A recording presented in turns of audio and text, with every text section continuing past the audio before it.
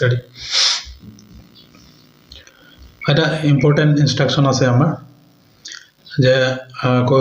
ইলেকশ্যনৰ code of conduct লাগি আছে তো ডিউৰিং কোড অফ কণ্ডাক্ট আমাৰ ইণ্টেনচিভ নাকা চেকিং চলি আছে আমাৰ থানাৰ ষ্টাফ প্লাছ আমাৰ বাহিৰা ষ্টেটৰ পৰা ফ'ৰ্চ আহিছে CAPF আহিছে তো কণ্টিনিউৱাছ আমাৰ নাকা চেকিং চলি আছে আৰু নাকা চেকিং চলি থকাৰ সময়ত আমি কিবা যদি কণ্ট্ৰভেণ্ট পাওঁ ইলিগেল যিবিলাক ইলেকশ্যনৰ সময়ত কেৰি কৰিব নোৱাৰে আপোনালোকে জানে যে ফায়াৰ আৰ্মছ হওক লাইচেঞ্চ ফায়াৰ আৰ্মছ হওক বা 50,000 ওপৰত কেছ মানি আৰু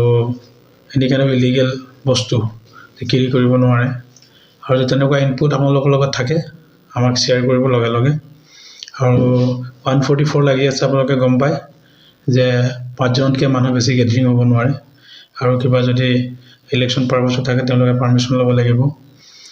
তো কোড অফ কণ্ডাক্ট নাকা চেকিং চলি আছে ডে নাইট তো আপোনালোকৰ এলাৰ্ট থাকিব আৰু মানুহবিলাককো আমাৰ যাতে এইটো মেছেজটো যায় কোনো তেনেকুৱা ধৰণৰ ইলিগেল বস্তু যাতে কোনো লগত লৈ নাহে বা কেৰি নকৰে যদি থাকে আপোনালোকৰ ইনপুট মোক লগে লগে জনাব আৰু আমাৰ থানাৰ PS থানাৰ জুৰিডিকশ্যনত যাতে কোনো ধৰণৰ তেনেকুৱা ইনচিডেণ্ট নহয়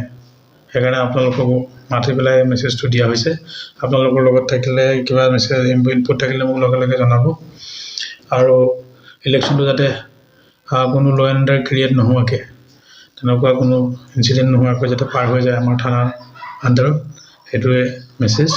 গতিকে আপোনালোকে হেল্প কৰিব আৰু মইতো আছোঁৱেই